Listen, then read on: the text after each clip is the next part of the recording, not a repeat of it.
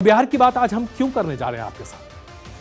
बिहार की बात आज आपके सामने इसलिए करने जा रहे हैं कि हमने आपके सामने महाराष्ट्र और पंजाब की बातें की हैं। लेकिन बिहार में जहां पर इंडिया अलायंस अपने आप को प्रस्तुत कर सकता था, अपने एनडीए अलायंस के मुकाबले खुद को खड़ा कर सकता था, जहां जेडीयू के सबसे बड़े नेता नीतीश कुमार ने भारतीय जनता पार्टी के साथ हाथ मिलाकर सरकार आनन फानन में बदल दी, वहां पर क्या चल रहा है? दरअसल इंडिया अलायंस बिहार में भी ध्वस्त होता हुआ दिखाई दे रहा है। पूर्णिया समेत कई ऐसी सीटें हैं जहां कांग्रेस पार्टी और कांग्रेस पार्टी की सबसे पुरानी सहयोगी आरजेडी के बीच में सीट शेयरिंग को लेकर जबरदस्त घमासान मचा हुआ है और उम्मीदवार अपने आप तय किए जा रहे हैं। आरजेडी ने खुद ही अपने उम्मीदवार तय कर दिए हैं। अब ऐसी स्थिति में कांग्रेस के पास बैकफुट पर जाने के अलावा कोई स्थिति बनती ही नहीं। इससे पहले कि मैं इंडिया अलायंस की बात आपके सामने रखूं, सबसे पहले आपको बताते हैं कि क्या स्थिति है एनडीए। तो बिहार के लोकसभा में, बिहार राज्य के लोकसभा में टोटल सीट्स कितने हैं? 40।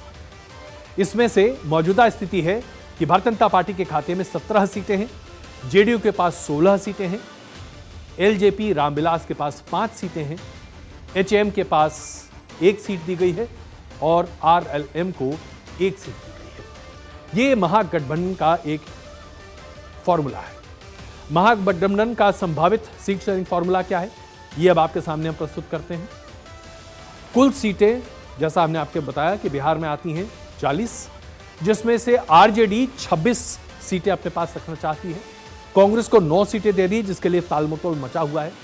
सीपीआई एमएल के पास 3 सीटें और सीपीआई के पास 1 सीट और सीपीआई एम के पास 1 सीट है। अब इसको कंट्रास्ट करते हैं 2019 के साथ, तो आप समझ पाएंगे 2019 के समीकरण में एनडीए को क्या था और महागठबंधन को कितनी सीटें मिली थी। तब आप समझ पाएंगे कि अभी का क्या सीट का एस्टेब्लिशमेंट है। तो सबसे पहले बात करते हैं कि महागठबंधन के पास वहां पर क्या स्थिति थी। तो एनडीए को 39 सीट्स मिली थी, 40 में से 1 सीट विपक्ष को मिला था। एनडीए के पास 54.34% वोट शेयर था और विपक्षी गठबंधन के पास 31.23% वोट शेयर था। जो पार्टियां एनडीए में थी 2019 के चुनाव में, वो अब आपके सामने हम प्रस्तुत करते हैं। आप देखिए 2019 में जो पार्टियां चुनाव लड़ी थी, भारतीय जनता पार्टी ने 17 सीटों पर अपने उम्मीदवार खड़े किए थे, 17 की 17 सीटें जीती थी।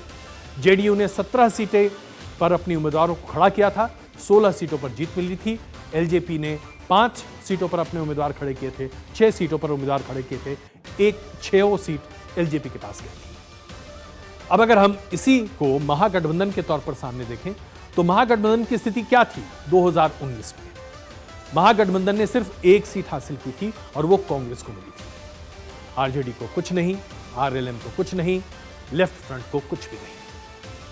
ऐसी सूरत में क्या आप ये नहीं मानते कि विपक्षी गठबंधन को एनडीए के मुकाबले काफी सुनियोजित होना चाहिए था? लेकिन अभी तो सिर्फ फुटबॉल चल ही रही है, खड़े होने को कोई तैयार ही नहीं है। और ऐसे में सबसे बड़ा सवाल अब यही खड़ा होता है कि एनडीए के इस मजबूत गठबंधन के सामने इंडिया अलायंस की स्थिति क्या है। तो बिहार में जो स्थिति बनती दिख रही है वो अपने आप में बहुत ही विषम है। सबसे पहले तो आप देखिए कि कैसे बीजेपी और जेडीयू के बारे में हम आपको ये तमाम बातें जानकारी दे रहे थे, लेकिन कुल मिलाकर वहां पर अब जो स्थिति बनती दिखाई दे रही है, वहां पर स्पष्ट है कि एक के बाद एक उम्मीदवारों को लेकर संशय है। कांग्रेस पार्टी ने पप्पू यादव को अपने साथ शामिल किया। हर किसी को इस बात की जानकारी थी कि आरजेडी पप्पू यादव को कतई बर्दाश्त नहीं कर सकती। इसके बाद भी कांग्रेस ने पप्पू यादव को शामिल किया। पप्पू यादव की पत्नी कांग्रेस की तरफ से लोकसभा का चुनाव लड़ चुकी है। ऐसे में सवाल यह उठता है कि जब आरजेडी के जो उम्मीदवार हैं उनको लेकर कांग्रेस ने अपनी संवेदना सामने नहीं रखी है, तो अब क्या स्थिति होगी? सबसे दूसरी बात निकल कर आती है कि जो तमाम लोग हैं, जो और उम्मीदवार हैं, वहां पर भी ऐसी स्थिति है। कांग्रेस और आरजेडी के बीच में सीटों के तालमेल को लेकर काफी स्थिति खराब होती दिखाई दे रही है। इसके साथ साथ जब आप कांग्रेस और वामपंथ दलों की बात करते हैं तो यहां पर भी स्थिति खराब होती दिखाई देती है। बेगूसराय को लेफ्ट पार्टी ने खुद ही अपने इख्तियार में कर लिया और बेगूसराय से अपना उम्मीदवार घोषित भी कर दिया।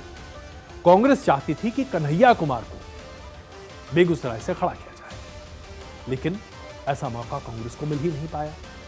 जाहिर सी बात है, ऐसी सूरत लगातार आती जा रही है।